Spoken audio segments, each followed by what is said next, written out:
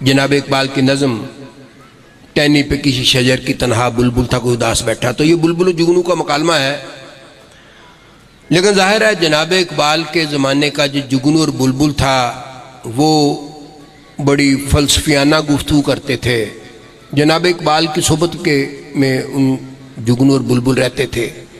तो जो आजकल के जुगनू और बुलबुल हैं वो आपकी और मेरी सोबत में रहते हैं और उनके मसाइल भी बड़े लोकल किस्म के हैं जो जनाब इकबाल के ज़माने में शायद होते ही नहीं थे।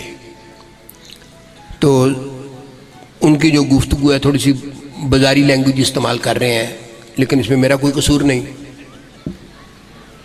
जुगनू बोला, लोफर पंछी आधी रात को शाख पे बैठा है।